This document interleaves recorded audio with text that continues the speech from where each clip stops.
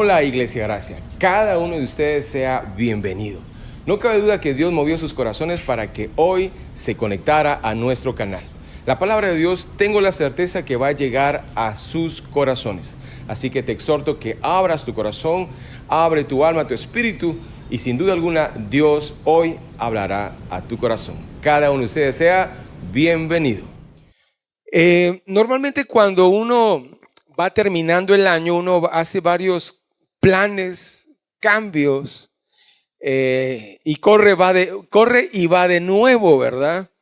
Uno dice, es que no logré hacer esto, no logré hacer lo otro, me faltó poquito para bajar las 50 libras que quería bajar, pero ahí voy, ¿verdad? Pero uno dice, bueno, entonces ahorita en enero voy a empezar de nuevo.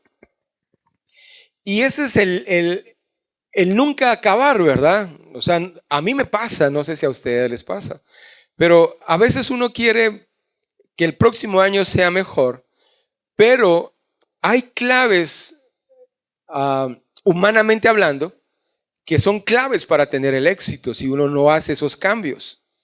Por ejemplo, uno no puede obtener un mejor trabajo si uno no es un mejor trabajador. Uno no puede conseguir un mejor trabajo si uno no se prepara más. Entonces uno dice, Señor, mándame, pero el Señor te dice, bueno, ¿y qué vas a hacer tú? ¿Qué vas a hacer tú? ¿Qué vas a hacer tú? Porque muchas veces solo le pedimos al Señor, pero nosotros no ponemos, como diría la Teletón, un grano de arena. Nosotros no ponemos nuestro grano de arena, ¿verdad? El tema de esta noche es ordenemos, pensemos y continuemos. La palabra del Señor en Juan capítulo 9, versículo 1 en adelante, por favor enciende tu Biblia o abre tu Biblia. En Juan capítulo 9, versículo 1 al 3, habla de que Jesús iba de camino con sus discípulos. Y el versículo 1 dice, cuando Jesús salió del templo, vio por el camino a un joven que había nacido ciego. Los discípulos le preguntaron a Jesús, Maestro, ¿quién tiene la culpa de que este joven haya nacido ciego? ¿Fue por algo malo que hizo él mismo o por algo malo que hicieron sus padres? En la cultura judía era normal echarle la culpa a alguien cuando algún familiar o él mismo estaba pasando una situación difícil. Entonces decía, no, es que él está pasando tal cosa porque sin duda alguna pecó o hizo algo malo.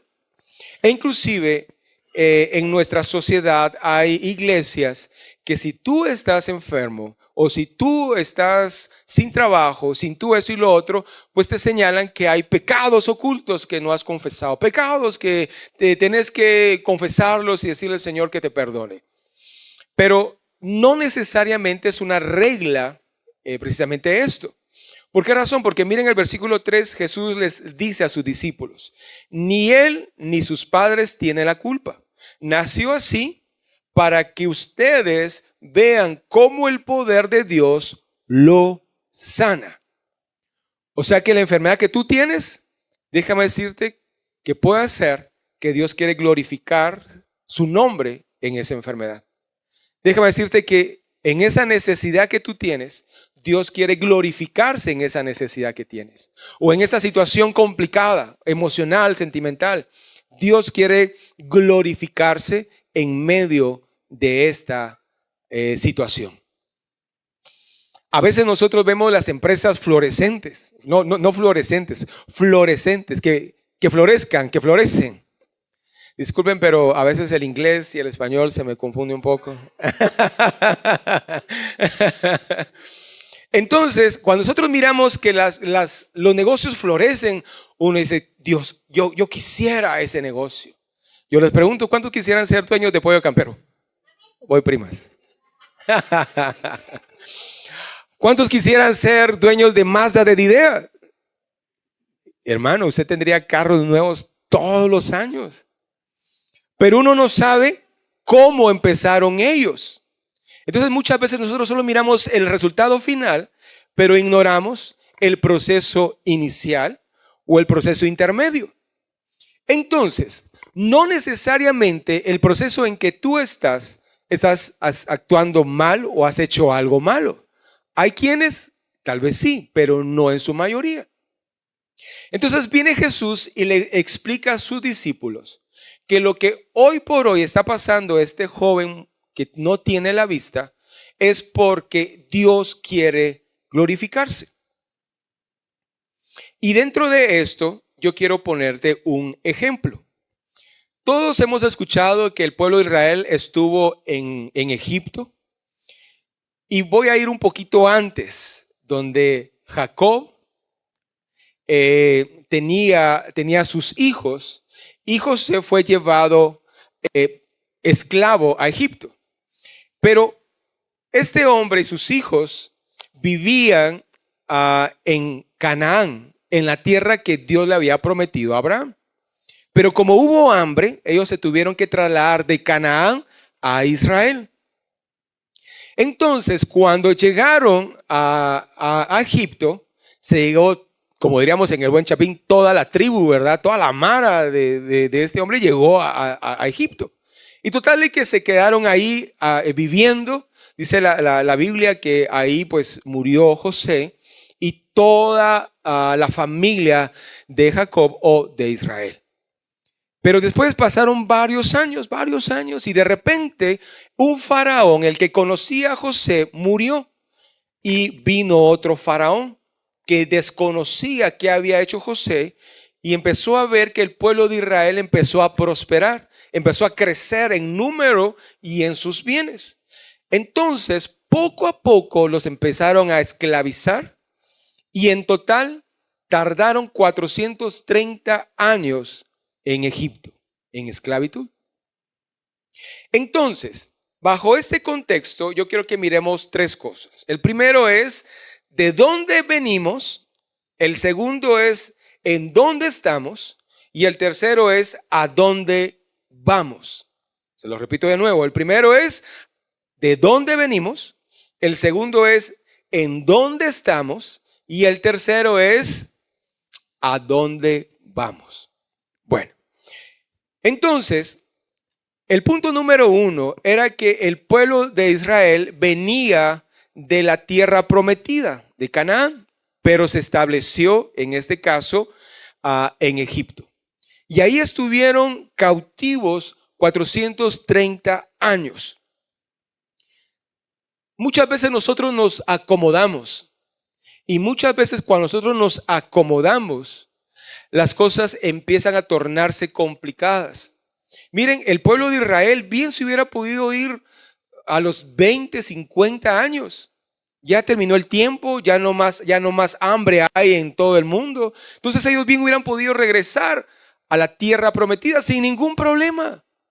Tenían la benevolencia del faraón y le hubieran dicho, bueno, sí, por favor váyanse, ustedes fueron de bendición, José fue de bendición, regrésense a su tierra, a Canaán. Pero no se regresaron. ¿Cuántos de nosotros nos hemos acostumbrado con lo que tenemos? Hermano, mire, ese es su televisor que tiene la gran panza atrás. Ese ya cambia el hombre, hermano. La esposa le estaba a decir, cambia ese televisor. No, es que ese me lo regaló mi tatarabuelito. Dios santo, imagínense, hermano, usted se tiene que levantar para mover. Ni antena tiene una cercha. ¿Se recuerda? ¿Se recuerda de esos televisores que como la antena se arruinaba, entonces uno le ponía una cercha? Y cuando no sintonizaba bien el canal, uno le decía, bueno, en mi caso mi abuelito me decía, mira, párate patojo, anda a mover la antena. Entonces yo me acercaba al televisor y movía la antena. Ahí, no, un poquito más. Y yo, ¿ya me puedo sentar? No, ahí quédate. Y ahí me quedaba una hora. Hermano, vendamos esas cosas que ya son obsoletas. Pero ¿qué pasa? Nos acomodamos con lo que tenemos. Hermano, ese carro que ya no le da, hermano. ¿Qué más gasta usted en mecánico? ¿Usted está haciendo rico al mecánico? Pero ahí estamos. Y empezamos a vivir en esa cautividad, en esa esclavitud de las cosas que tenemos que desprendernos. Entonces, nosotros tenemos que entender de dónde venimos. Ok, tal vez traemos un trasfondo, tal vez que nuestros abuelitos o nuestros papás no tenían un nivel socioeconómico alto. Pero tenemos que entender de dónde venimos para entender hacia dónde vamos. Yo les he comentado a ustedes que yo vengo de la ciudad y nací en una colonia bastante humilde. Y total de que cuando yo era pequeño no había asfalto, ni adoquinamiento, ni nada. Y hace años yo llevé ahí a mis hijos y les dije, miren muchachos, parqueamos el carro y ellos me decían, papá, ¿a dónde vamos? Porque ellos no conocían ese camino y total de que llegamos en carro. Imagínense, cuando yo pienso en eso y en mi mente yo digo, ¿cómo era yo de niño y cómo llegué? No por vanagloria ni nada. Pero total que cuando yo llegué y parqué el carro, le dije, muchachos, bájense. ¿Y aquí qué es? Les dije, miren, aquí era, si ese poste hablara, hermano. Digo, le dije a ellos, si ese poste hablara y contara. No, pero lo que pasa es que el pasado de un hombre no se pregunta, ¿verdad? Entonces mejor no le voy a decir. Pero total de que ahí, hermanos, yo le dije a mis hijos, miren, en este callejón jugábamos tira la lata. En este callejón jugábamos electrizado.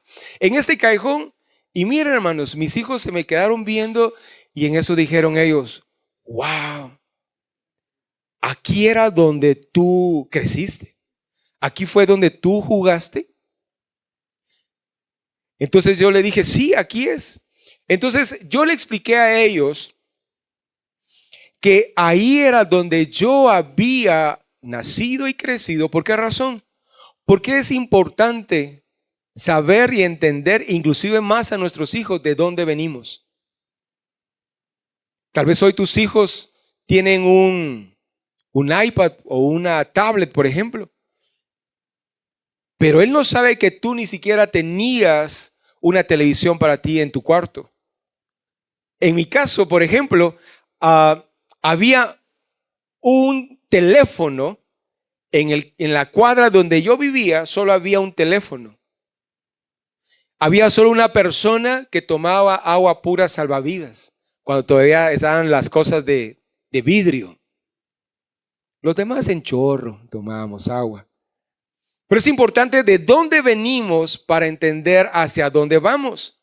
Entonces viene el pueblo de Israel y ellos dijeron, bueno, nosotros venimos de la tierra prometida que Dios le prometió a nuestros antepasados y miren dónde estamos. Pero ellos se acomodaron y ahí se quedaron. Pero el problema es que se acomodaron y poco a poco el sistema empezó a absorberlos y empezaron a ser esclavos. No sé si te ha pasado de que a veces uno habla como hablan los de la misma cuadra.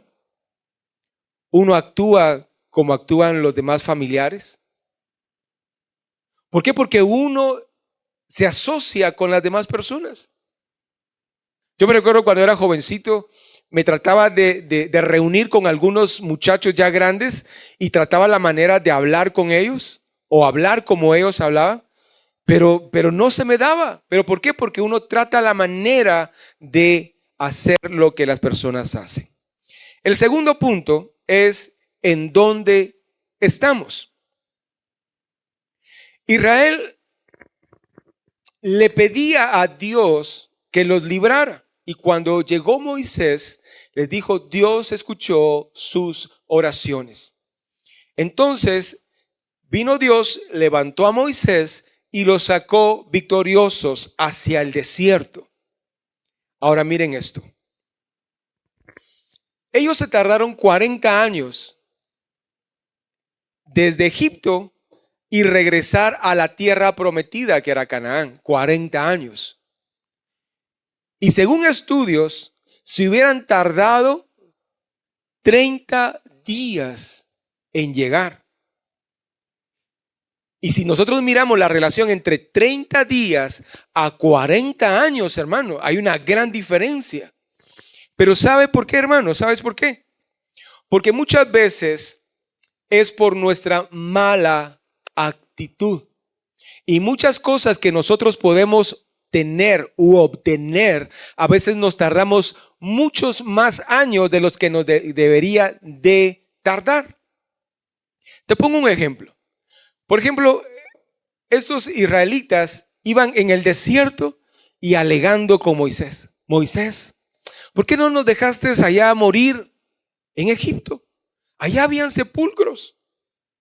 ¿Por qué? Mira, aquí no tenemos nada que comer. Allá había Pizza Hut, Pollo Campero, McDonald's. Pero aquí pura arena y puras piedras. ¿Va? ¿Qué quieren ustedes? Pues queremos pan. ¿Y qué le dio Dios? Maná. Oh, ya estamos aburridos del pan. ¿Qué quieren? Queremos un puyazo de una avecita. ¿Y qué le mandó Dios? Codornices. Y después es que está muy reseco. Queremos agua. Ah, va, quieren agua, va. Agua. O sea, Dios suplía sus necesidades, pero no hubiera habido necesidad de tanto tiempo, 40 años, hermano. Alguien dice que son 40 años de prueba, pero a veces no es necesario pasar esa prueba. Pero pasamos esa prueba, ¿por qué? Por nuestra dureza de corazón. Porque si nosotros dejamos que Dios gobierne nuestra vida y que Él guíe nuestros pasos, esos 40 años se resumen en 30 días. Entonces es importante saber dónde estoy para poder pasar mucho más rápido. Y el tercer punto es ¿a dónde vamos? Entonces, cuando Israel ya estaba levantando una nueva generación, porque la Biblia dice que la generación que salió de Egipto murió en el desierto. Y una nueva generación con un pensamiento diferente tomó la dirección para tomar la tierra prometida. Pero hay algo a mí que me impacta mucho. Porque viene Jacob y su descendencia y va a Egipto por una necesidad. Cuando ya hubiese terminado esa necesidad, ellos hubieran regresado directamente. No había necesidad de quedarse en Egipto. Entonces vienen ellos y le piden a Dios que los libere y que los regrese a la tierra prometida. Y muchas veces nosotros estamos ahí, Señor, yo quiero que me regreses a la tierra prometida. Yo quiero que me lleves de nuevo donde yo estaba antes. Pero muchas veces por nuestra dureza de corazón, yo quiero ser un poquito fuerte en esta noche. Miren, hermanos, a veces dentro del trabajo, a veces prestamos más atención a los malos consejos que a lo que realmente uno tiene que hacer. Por ejemplo, a veces hay compañeros que carcomen nuestro corazón y nos empiezan a envenenar y nos dicen, no, es que el dueño no hace esto, el dueño no nos da esto, no nos da lo otro. Pero ¿qué dice la palabra del Señor? Que todo lo que nosotros hagamos, hagámoslo como para el Señor y no como para los hombres. Hermano, deje al dueño, si es mal patrón, mal jefe, como usted quiera llamarlo. Usted haga lo que a usted le corresponde. Y muchas veces nosotros empezamos con ese mismo plan y ¿qué pasa? Nos cortan. Y si nos cortan ya no hay. Y si ya no hay, como bien dirían por ahí, la pobreza entra por la puerta y el amor sale ¿por dónde? Por la ventana. Y la esposa ¿qué le dice? Te lo dije. Entonces si nosotros actuamos de mejor forma, actuamos sabiamente con lo que nos corresponde, entonces el tiempo de alcanzar, de comprar una casita, dirían por ahí, aquella meta de comprar una moto, un carro, pues se podría obtener con más rapidez si nosotros actuáramos de la mejor forma. Hay jóvenes, obviamente no de esta iglesia, sino de otra iglesia, que ya tienen varios años y dicen, Señor, pero ¿por qué ya tengo 40 y algo de años? Y no tengo ninguna sierva tuya, Señor, que me conforte en estos fríos. Pero ¿qué pasó cuando realmente él tendría que estar de cacería? Se fue al mundial. Entonces pues regresó todo machucado, todo acabado. Entonces ahora ya se le pasó el tiempo. Entonces lo que tendría que haber conseguido hace años, pues obviamente ahorita, apúrese hermano, si no se va a quedar a forrar Biblia, dirían por ahí, ¿verdad? ¿Pero por qué? Porque nuestros objetivos a veces nos deslumbran ciertas cosas y no alcanzamos lo que pretendemos. Lo que tendríamos que alcanzar en 30 días, a veces nos lleva 40 años. Y ese es el gran problema. Mi hermano, de nada sirve que usted de nuevo haga el listado. Este año voy a empezar otra vez al gimnasio. Bueno, tal vez en febrero o en marzo, pero voy a empezar. Usted dice, bueno, este año sí voy a aprender inglés. Este año voy a tal cosa. Y hermano, de nada sirve que usted haga de nuevo esos planes si usted no pone sus planes en los planes de Dios. Porque esa es la base. Poner nuestros planes en las manos de Dios.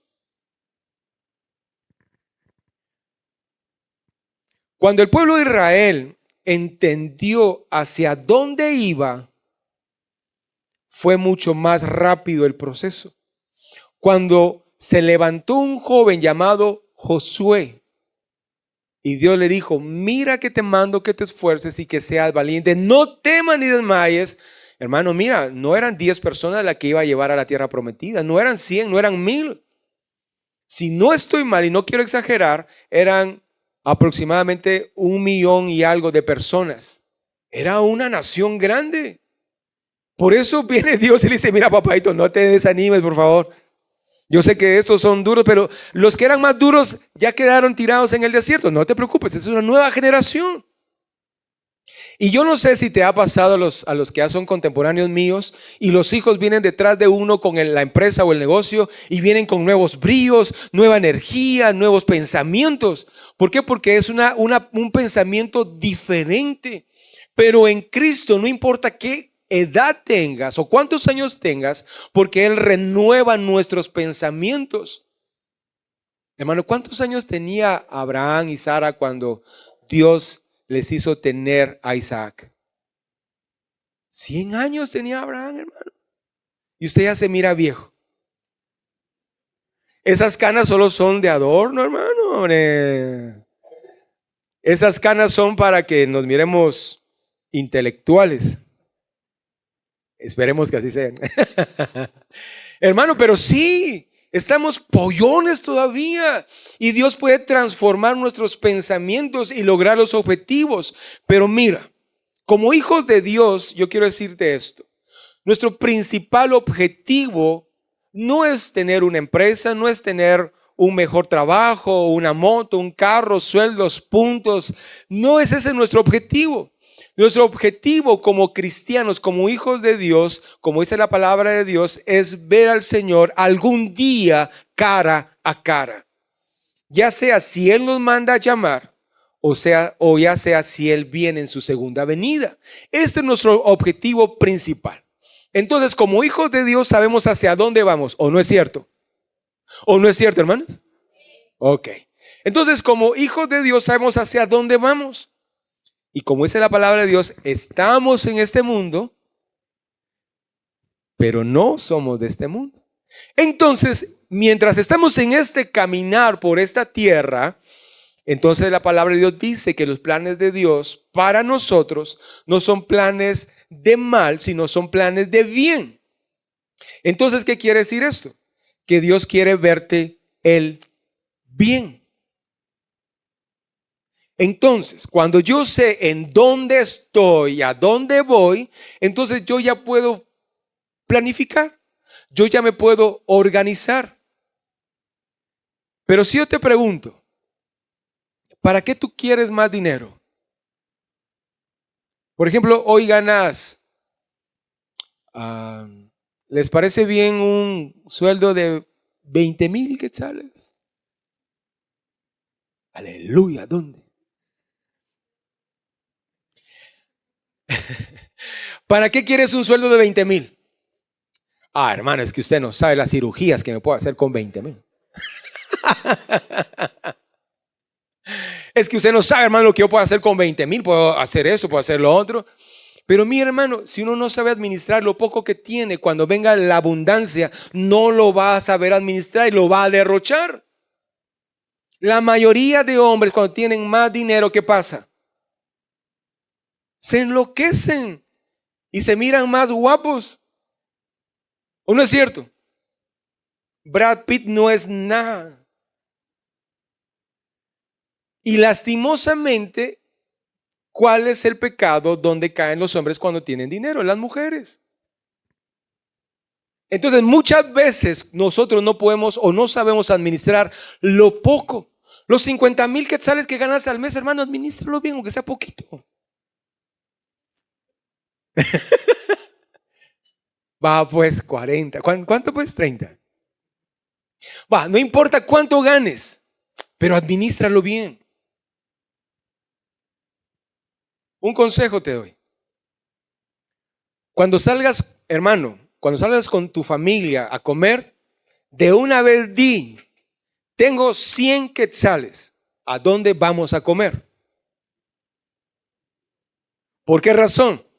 Porque cuando nosotros decimos vamos a comer, la esposa rápido empieza la estancia, empieza a pensar Casa Escobar, Don Emiliano. Y cuando uno de hombre dice vamos a comer, uno dice a comer churros. Y los hijos que piensan rápido, vamos a McDonald's. Y esos 100 quetzales no alcanzan para esos planes. Pero si tú rápido dices, tengo 100 quetzales y nos tienen que sobrar 99. No, tampoco seas garra, ¿verdad? No, pero pon un parámetro. ¿Y eso qué es? Ser un buen administrador. Hermano, cuando tú tienes un mejor trabajo, tu esposa crees que tú eres el master of the universe. Y dice, ese es mi esposo. Pero cuando tú empiezas a hacer las cuentas, dices, uy, Dios santo, ayúdame, master of the universe. Pero es importante que tú le digas a tu familia cuánto tienes y cuánto pueden gastar. Y eso es ser un buen administrador. Entonces, si nosotros somos buenos administradores en lo poco, vamos a ser buenos administradores en lo mucho. Y muchas veces por eso Dios no nos bendice. Y voy a ir terminando con lo siguiente. Dentro de todos los planes que tú quieres hacer para el próximo año, el mejor consejo que yo podría darte es que dejes por un momento tu orgullo. Yo puedo, yo así soy, yo lo alcanzaré. Y el síndrome del yo-yo es el peor enemigo que tenemos.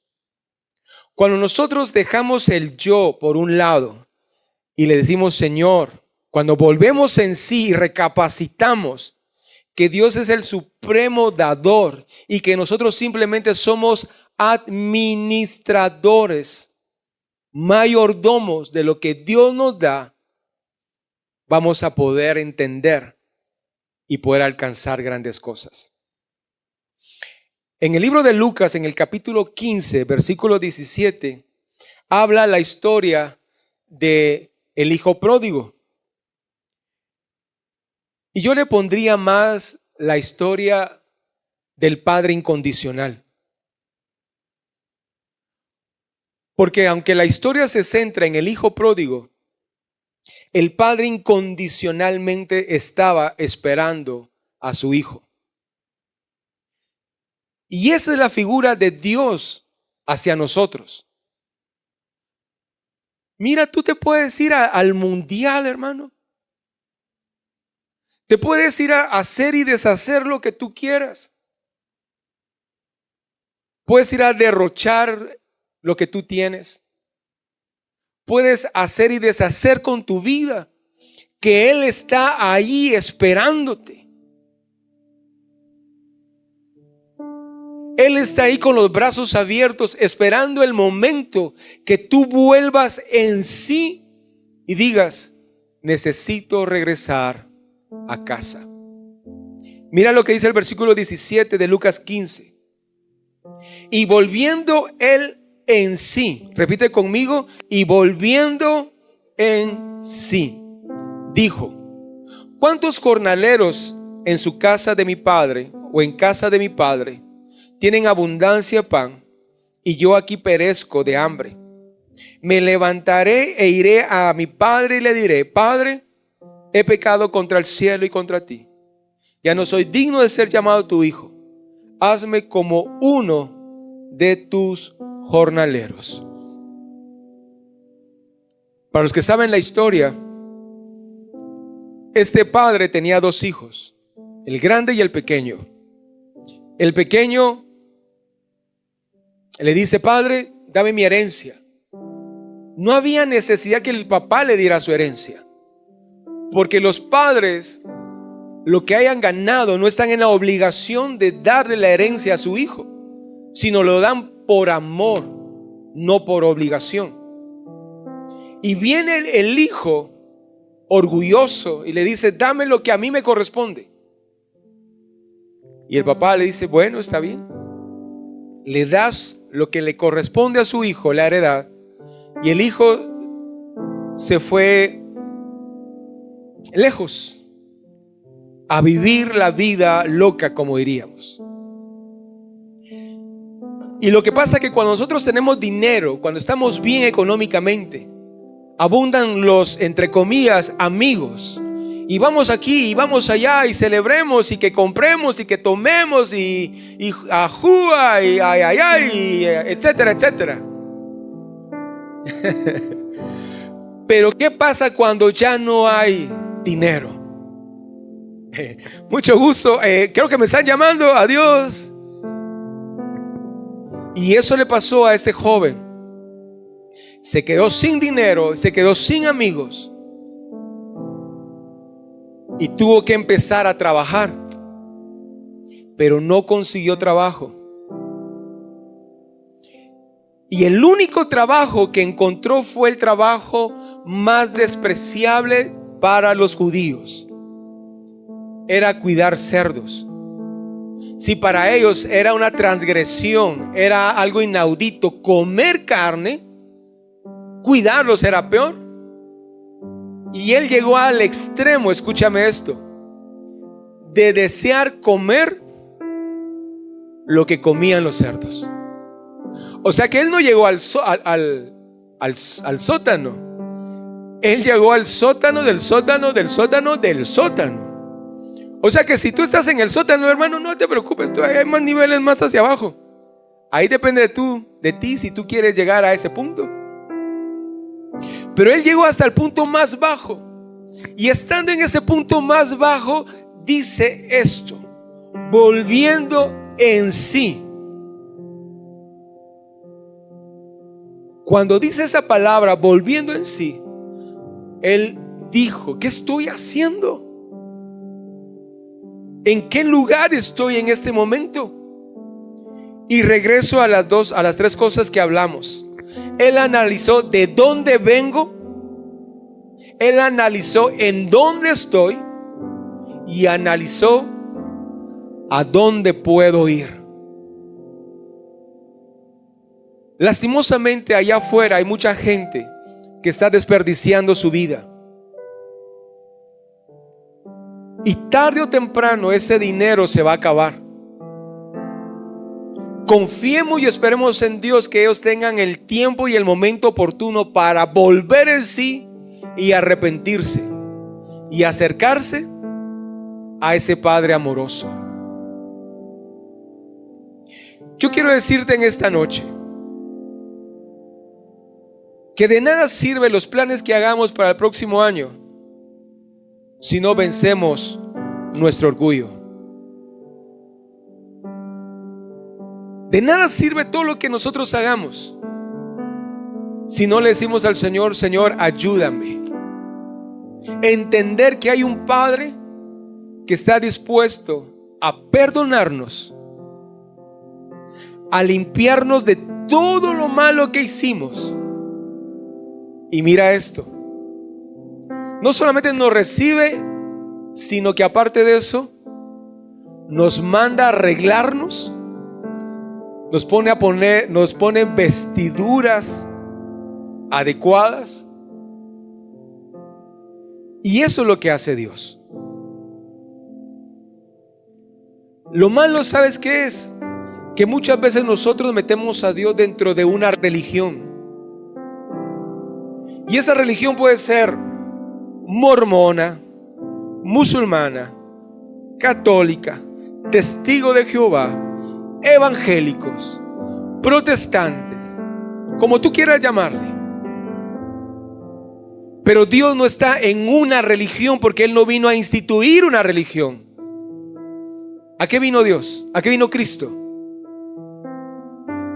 Porque de tal manera, dice Juan 3:16, que ha dado a su Hijo unigénito para que todo aquel que vaya a la iglesia, no dice eso, ¿verdad? Para que todo aquel que en Él crea no se pierda, mas tenga vida eterna. A nosotros nos llaman evangélicos porque la base teológica está en los 4 evangelios. Nos llaman cristianos porque seguimos a Cristo. Nos llaman protestantes porque algún momento, hace muchos años, en 1560 y algo, un hombre llamado Martín Lutero protestó, y ahí cambió todo. Pero buscar de Dios se traduce tenerlo a Él en tu corazón y que Él sea el timón de tu vida. No que tú seas el que lleva el timón, sino que Él sea el timón y que Él dirija tu vida. Esa es la diferencia. Si tú quieres tener éxito el año que viene, no es necesario que saques las valijas y que las lleves a la puerta de tu casa y digas: este año voy a salir de viaje. Si tú quieres que Dios te bendiga este próximo año, no es necesario que agarres la escoba y que vayas hasta la parte más adentro de tu casa y empieces a barrer, a sacar toda la inmundicia, todas las cosas viejas, chucas. Este año va a ser de bendición porque limpié mi casa.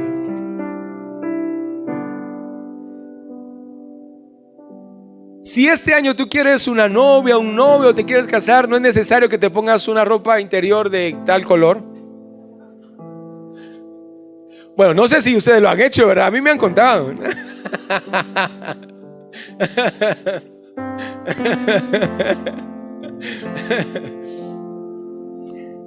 Pero no se trata de eso. Se trata, hermano, de buscar de Dios. Mira lo que dice Hebreos 11:6. Dice 3 cosas fundamentales. La primera, tener fe. Mira lo que dice: pero sin fe es imposible agradar a Dios. Punto número 1, ¿qué es? Tener fe en Dios. Punto número 2, mira lo que dice: porque es necesario que el que se acerca a Dios crea que le hay. Es muy diferente decir: sí, yo creo en Dios. Ok, pero ¿qué es Dios para ti? Para Navidad, sí, no, pero ¿qué es Dios para ti?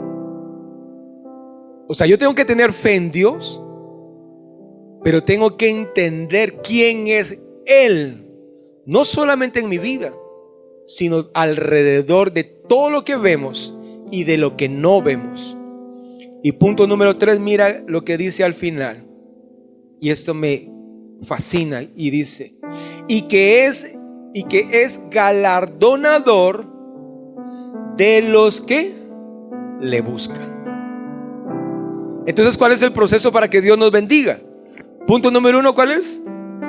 Punto número 1, ¿cuál es? ¿Lo pueden decir ustedes también? Punto número 1, ¿cuál es? Todos juntos me pueden decir qué es el punto número 1. Exacto, muy bien. El punto número 1 es tener fe. Tener fe. Punto número 2, creer en Dios, creer que Él existe. Y punto número 3 es que Él premia a los que le buscan. Y yo quiero hacer un paréntesis acá. ¿Cuántas veces has ido a la iglesia en este año que está pasando? Pastor, mejor termine ahí. Voy a subir la barra un poco. ¿Cuántas veces leíste la palabra de Dios en este año? ¿Cuántas veces ayunaste en este año? 2, 3, 4, 20, 50. Entonces estamos encasillando a Dios en una religión que solo cuando estoy mal, Señor, ayúdame, por favor, me tengo esta enfermedad. Y cuando nos sanan, de regreso. Y cuando tenemos problemas económicos, Señor, ayúdame, por favor, ya no aguanto. Está en la cajita. Y cuando ya estamos bien, de nuevo vamos. Y cuando tenemos problemas en el hogar, con nuestros hijos, Señor, perdóname. Eso es lo que hace un religioso. Pero alguien que es hijo de Dios está en la presencia de Dios los 365 días del año. Los call centers dirían 24/7 estás ahí. Ahí en la presencia de Dios. Y esa es la diferencia. Eso es lo que marca la diferencia y va a marcar la diferencia en tu vida. Si yo pregunto, hermanos, ¿cuántos quieren ser bendecidos por Dios? Todos decimos amén, aleluya, nos ponemos de pie. Si yo le digo, hermano, yo te profetizo que este año va a ser victorioso y que Dios te va a levantar y que Dios te va a prosperar en gran manera y que vas a tener propiedades y que vas a tener carro, sueldos, puntos, etcétera, etcétera, y todos, aleluya, amén. Pero yo pregunto, ¿quién lo va a buscar de todo corazón? Esa es la clave. Déjame decirte que el hecho que tú hayas venido hoy no es casualidad. Dios tuvo un propósito para que escucharas su palabra y que entiendas que Él te quiere bendecir, pero que Él también quiere que tú lo busques. Y mira, hermano, no importa a qué iglesia vayas, el mismo Espíritu va a dar testimonio si estás bien donde estás. Pero lo importante, hermano, es que busquemos de Dios. En Mateo 6:33, y con eso concluyo, dice: mas buscad primeramente el reino de Dios y su justicia, y todo lo demás os será añadido. Eso es la clave, hermano. Esa es la clave. Yo te voy a invitar que ahí donde tú estás, cierre tus ojos ahí donde estás.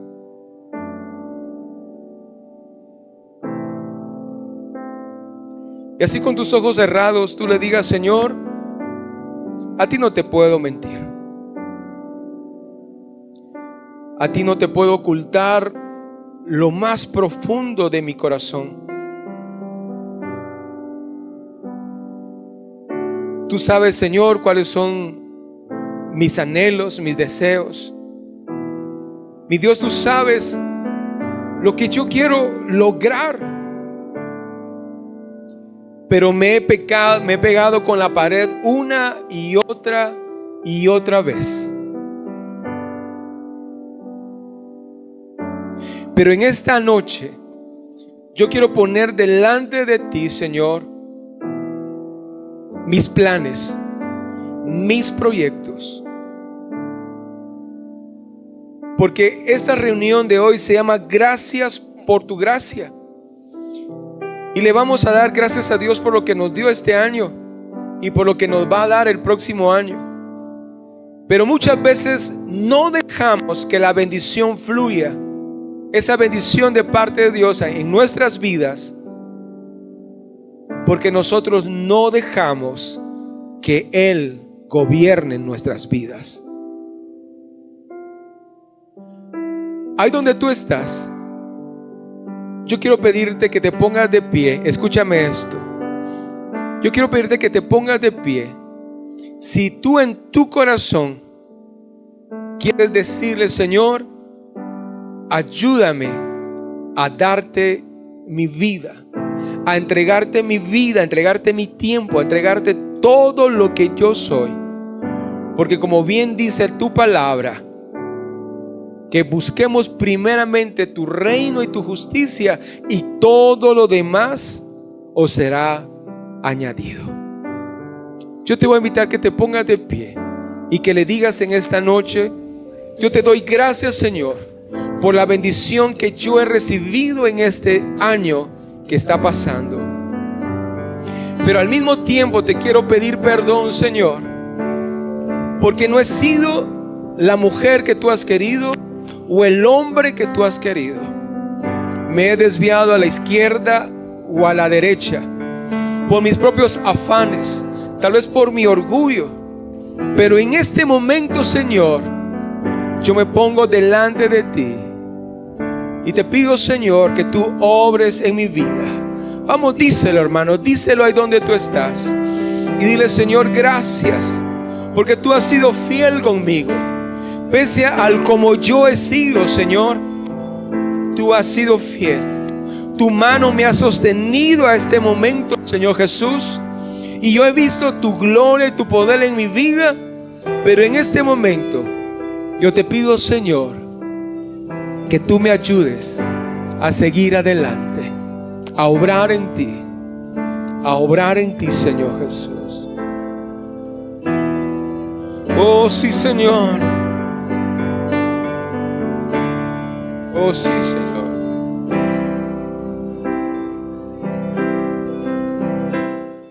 No cabe duda que la palabra de Dios hoy ha hablado a tu corazón. Yo quiero exhortarte a que sigas buscando de Dios, y que si en este caso tú puedes visitarnos, serás bienvenido en nuestra iglesia. Ahora, si no puedes por el factor distancia, pues síguenos en nuestras redes sociales y en este canal. Comenta, danos un like, y aparte de eso, compártelo con tus amigos y con tus seres queridos. Eso nos va a ayudar a llegar a más personas. Ahora, si el Señor te ha puesto en tu corazón ayudar a este ministerio, aquí abajo está pasando el número de cuenta de la iglesia. Así que esta semana espero en el Señor que sea una semana de gran bendición, donde tú vas a ver la mano de Dios obrando en cada una de tus necesidades. Pero recuerda, es muy importante buscarle solo a Él. Así que el Señor te bendiga, y recuerda, vivamos para Cristo. Dios te bendiga.